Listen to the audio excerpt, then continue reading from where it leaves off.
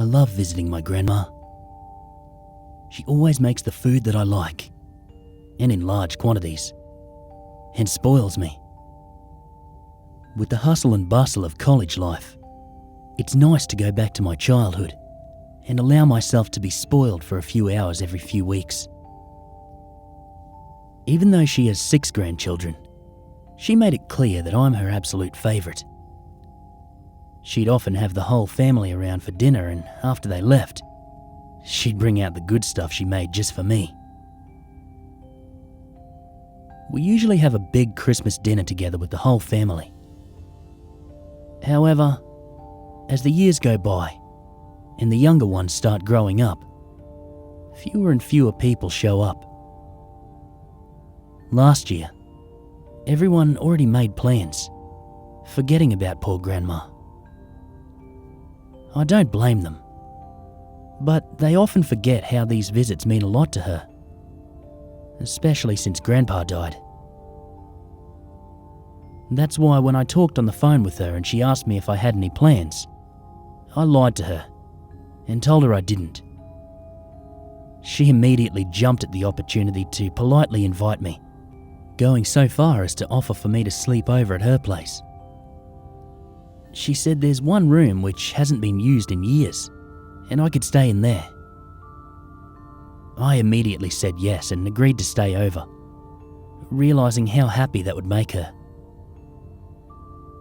I cancelled the plans I made with my friends, telling them something else came up. Although they were bummed about it a bit, their drinking party wouldn't stop because of me. That was the last Christmas that I would ever spend with my grandma. On Christmas Eve, I arrived to my grandma's place, and she greeted me like she always does, with a tight hug and lots of kisses. I barely even stepped inside when she started offering me food.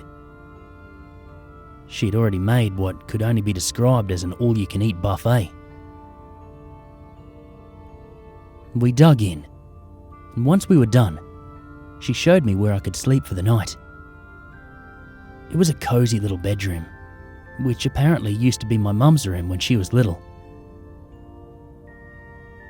Grandma told me not to leave my room during Christmas night, in order to avoid disrupting Santa in his work. She said that if I really needed to use the bathroom I could, but to be extremely quiet and not to go downstairs. On the nightstand, she left me a list of things I should do before I go to bed to ensure that I get a good present. I decided to play along and abide by the rules. I told her I'd read it before bed and do everything necessary, and she seemed content with that. She wished me good night and left the room. I was pretty tired from the trip there and the enormous dinner I've eaten, so I lay down on the bed and involuntarily fall asleep within minutes. I awoke a few hours later. I glanced at my watch and realised it was 3:01 a.m. I got up to grab a glass of water downstairs from the kitchen and groggily walked through the dark, trying to avoid any loud noises or turning on any lights, not to wake Grandma. I went downstairs and turned on the kitchen light, gulping down a glass of water. I glanced towards the living room, at the Christmas tree, and something caught my attention under the glow of the decorative lights. There was a small plate with a tiny paper that said, "For Santa." I reckoned it was for cookies and milk. But when I got closer, I realised that the plate was empty. Red liquid was in it, and right next to the plate was a small bucket. Obviously, I found this weird, but I figured that Grandma may have just forgotten to put it away or something. I turned off the kitchen lights and returned to my room, just then remembering the list my grandma gave me. I grabbed it off my nightstand and started reading. Dear James, thank you for visiting me for Christmas. You made your grandma really happy. Now, Christmas is a little different in this house than what you're probably used to. So it's very important that you follow these rules on the list. 1. Make sure to close your windows and ensure they're closed properly. These old windows don't work properly sometimes, so if you feel like cold air is coming in, let me know. Number 2. Don't put any wood in the fireplace after 9 p.m. Santa will be really angry if it's scalding in the chimney or if there's still smoke. Number 3. You didn't forget about milk and cookies, did you? I stopped reading and chuckled at the list. Grandma clearly wanted me to follow the basic rules for Santa like when I was a kid. But again, I decided to oblige. I continued reading the list. In this household, we don't use milk and cookies. We use raw meat and blood. I already left a bucket by the Christmas tree, and there's a raw piece of chicken I put on the plate. Santa sure loves his diet. Number 4. If you're woken up by the sound of scratching or knocking on your window, ignore it. Your room is on the 2nd floor. There is no way to reach up to it. In fact, it's best not to look there. But if you see someone beckoning you, pretend they're not there. They may try to open the window from the outside. This is why it's so important to keep the windows closed. Number 5. You may hear growling coming from the kitchen. It's okay, because Santa never comes upstairs, and since I already left the chicken for him, that should satisfy him. By this point, I was sure Grandma was just messing with me. That was until I heard the sound of 3 gentle knocks on the window behind me. I froze in place, staring at the list, but practically staring through it. 3 more gentle knocks ensued, but I did my best not to give away the fact that I heard them. Once again, there were 3 more knocks, and the sound of scratching started.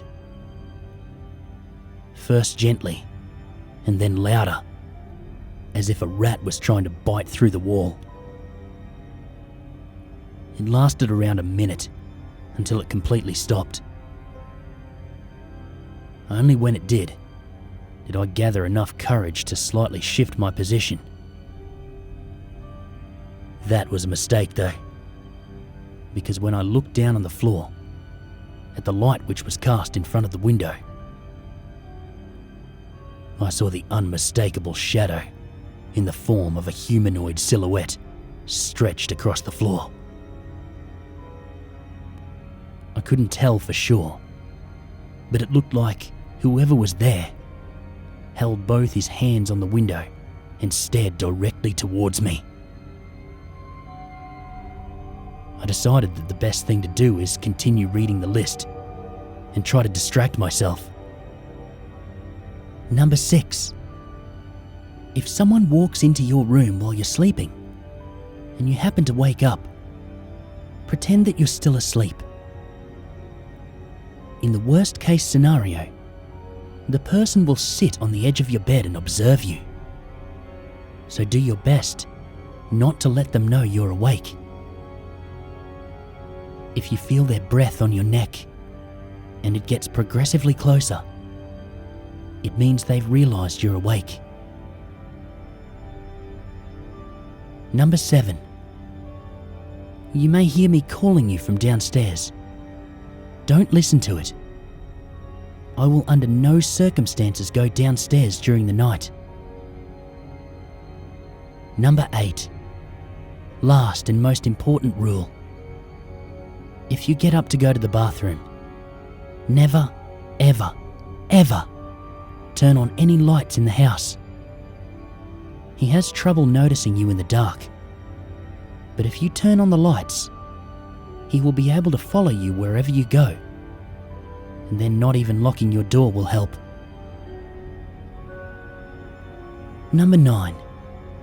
Follow these simple rules, and in the morning, we can open your Christmas presents. Love, Grandma.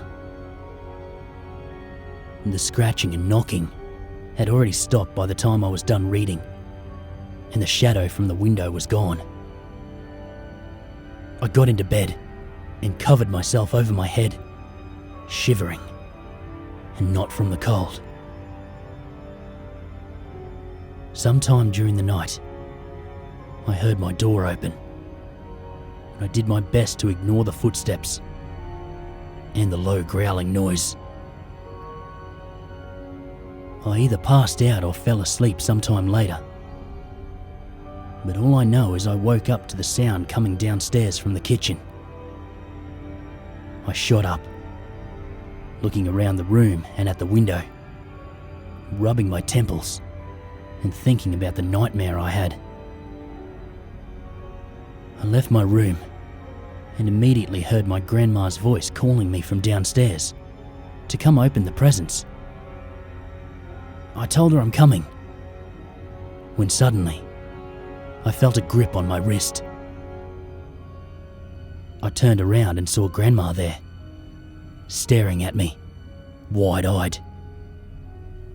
She leaned in and whispered in my ear with a trembling voice. "You turned on the lights, didn't you?"